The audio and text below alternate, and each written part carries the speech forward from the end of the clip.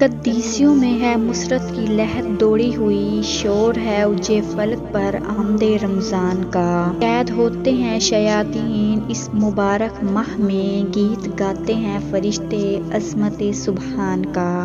پیارے دوستو، آج کی ویڈیو میں ہم آپ کو بتائیں گے اللہ کے پیارے محبوب صلی اللہ علیہ وآلہ وسلم رمضان مبارک کیسے گزارتے تھے، اور رمضان میں آپ کے معمولات کیا ہوا کرتے تھے، اور روزے کی خیر و برکت پانے کے لیے پیارے نبی صلی اللہ علیہ وآلہ وسلم نے امت کو کیا ہدایت کی۔ پیارے دوستو، یہ جاننے کے لیے ویڈیو کو آخر تک ضرور دیکھیں۔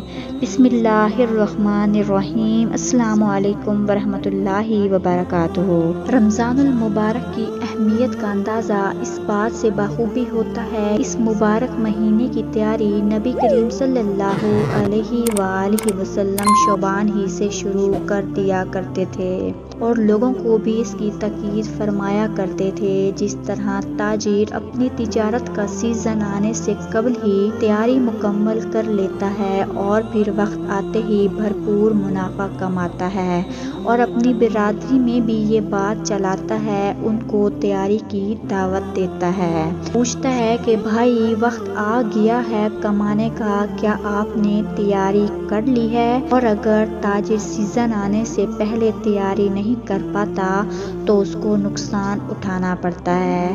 اسی طرح مسلمانوں کو چاہیے کہ آپس میں اس کے تذکرے کریں کہ نیکیوں کا سیزن آ رہا ہے، رحمتیں سمیٹنے کا وقت آ رہا ہے، دل سے زنگ اتارنے کا مہینہ آ رہا ہے، اللہ اور اس کے رسول صلی اللہ علیہ وآلہ وسلم کی محبت دل میں پیدا کرنے کا وقت آ گیا، جنت کی خریداری کا وقت آ رہا ہے۔ گھروں میں، دفتروں میں، بازاروں میں، اپنی تمام مجالس میں ان باتوں کا تذکرہ کریں کہ بھائی رمضان کا مبارک مہینہ آ گیا، اپنی دنیاوی مصروفیات کو مختصر کریں اور اللہ کی رحمت سمیٹنے کی کوشش کریں۔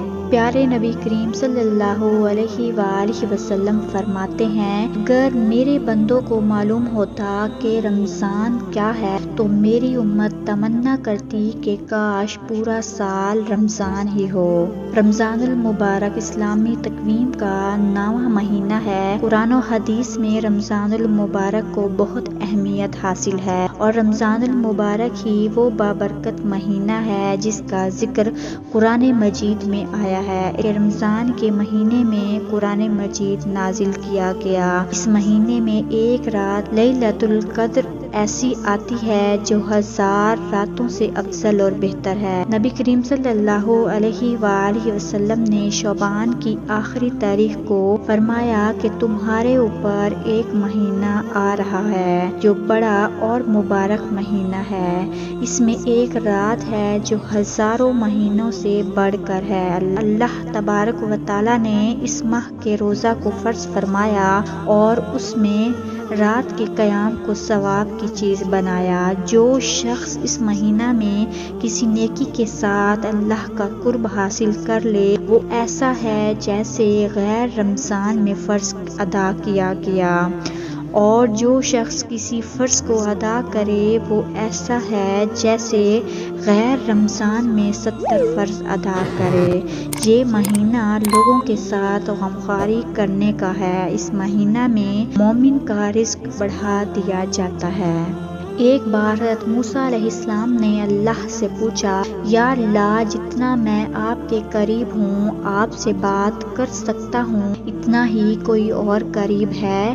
اللہ تبارک و تعالیٰ نے فرمایا، اے موسیٰ، آخری وقت میں ایک امت محمد مصطفیٰ صلی اللہ علیہ وآلہ وسلم کی ہوگی، اور اس امت کو ایک ایسا مہینہ ملے گا جس میں وہ خشک ہونٹوں، پیاسی زبان زبان، سوکھی ہوئی آنکھیں، بھوکے پیٹ جب افطار کرنے بیٹھے گی تب میں ان کے بہت قریب ہوں گا۔ موسیٰ، تمہارے اور میرے درمیان 70 پردوں کا فاصلہ ہے، لیکن افطار کے وقت اس امت اور میرے درمیان ایک پردے کا فاصلہ بھی نہیں ہوگا، اور جو دعا وہ مانگیں گے اسے قبول کرنا میری ذمہ داری ہوگی۔ رسول صلی اللہ علیہ وآلہ وسلم کا ارشاد ہے کہ رمضان کی جب پہلی رات ہوتی ہے تو شیاطین کو بند کر دیا جاتا ہے، مضبوط باندھ دیا جاتا ہے، اور سرکش جنوں کو بھی بند کر دیا جاتا ہے، اور دوزخ کے دروازے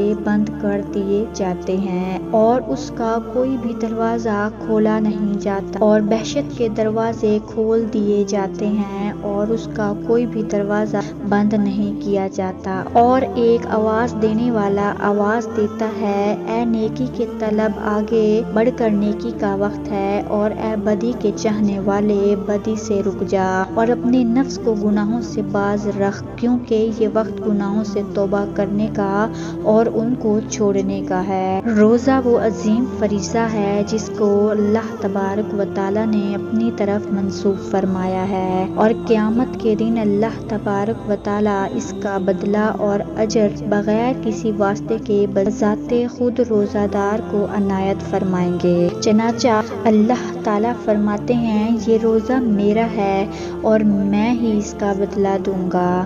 حضور کریم صلی اللہ علیہ وآلہ وسلم کا ایک اور ارشاد گرامی ہے، فرمایا کہ روزہ دار کے منہ کی بو اللہ تعالیٰ کے نزدیک مشک کی بو سے زیادہ پسندیدہ ہے۔ گویا روزہ دار اللہ تعالیٰ کا محبوب ہو جاتا ہے کہ اس کے منہ کی بو بھی اللہ تعالیٰ کو پسند اور خوشگوار ہوتی ہے۔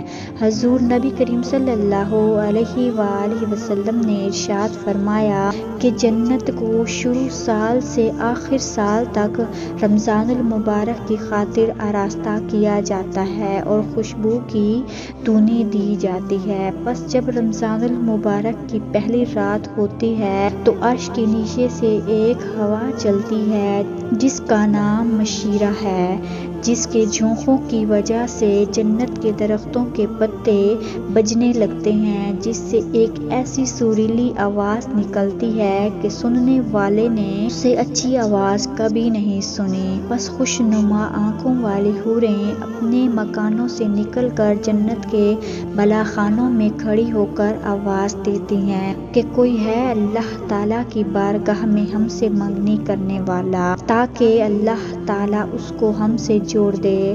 پھر وہی حوریں جنت کے داروغہ سے پوچھتی ہیں کہ یہ کیسی رات ہے؟ وہ لبیک کہہ کر جواب دیتے ہیں، اے خوبصورت اور خوب سیرت عورتوں، یہ رمضان المبارک کی پہلی رات ہے۔ اور اللہ تبارک و تعالیٰ جنت کے داروغہ سے فرماتے ہیں کہ جنت کے دروازے محمد صلی اللہ علیہ وآلہ وسلم کی امت کے روزہ داروں کے لیے کھول دو، اور جہنم کے داروغہ مالک سے فرماتے ہیں محمد صلی اللہ علیہ وآلہ وسلم کی امت کے روزہ داروں پر جہنم کے دروازے بند کر دو۔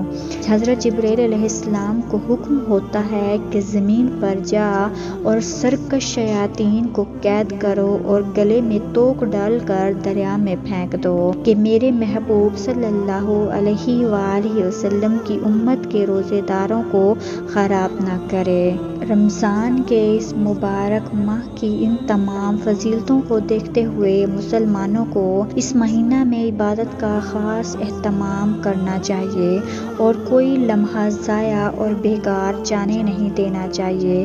شب روز کے اوقات کے اعمال کے ساتھ معمور رکھنے کی صحیح اور کوشش میں مصروف رہنا چاہیے، اور دوسرے مہینوں کی دائمی عبادت کے ساتھ بعض دوسری عبادات کو اس ماہ مبارک میں مقرر کرنے سے شریعت کی یہی غرض معلوم ہوتی ہے کہ اس ماہ مبارک کا ہر لمحہ اور ہر گھڑی عبادت میں گزارے۔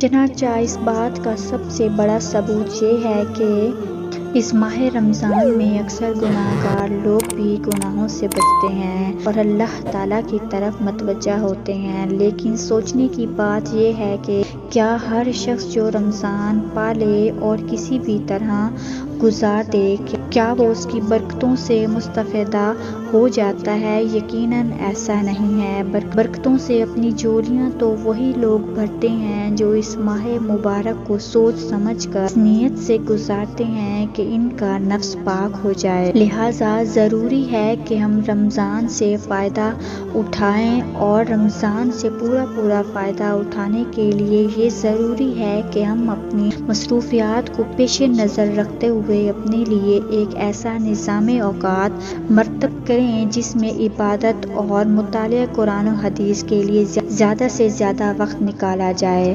اللہ تبارک و تعالیٰ تمام مسلمانوں کو اس ماہ مبارک سے پوری طرح فائدہ حاصل کرنے کی توفیق عطا فرمائے۔ توفیق بھی تو وہی دیتا ہے، مگر ان کو جو طلب کرتے ہیں یہ نہیں کہ توفیق کے انتظار میں ہاتھ پاؤں توڑ کر بیٹھے رہیں۔ اللہ تبارک و تعالیٰ تو اپنے محبوب قوم کی حالت بھی اس وقت تک نہیں بدلتا جب تک کہ وہ خود کوشش نہ کرے۔ پیارے دوستو، امید کرتی ہوں کہ آپ کو رمضان مبارک کی اہمیت اور فضیلت کا اس ویڈیو سے پتہ چل گیا ہوگا کہ کس حد تک ہے۔ پیارے دوستو، ثواب کی نیت سے اس ویڈیو کو آگے شیئر کریں تاکہ لوگ اس سے کچھ سیکھ سکیں اور رمضان کی اہمیت کے بارے میں جان سکیں۔ پیارے دوستو، امید کرتی ہوں کہ یہ ویڈیو آپ کو اچھی لگی ہوگی۔ پلیز لائک اور شیئر کریں اور چینل کو سبسکرائب کریں۔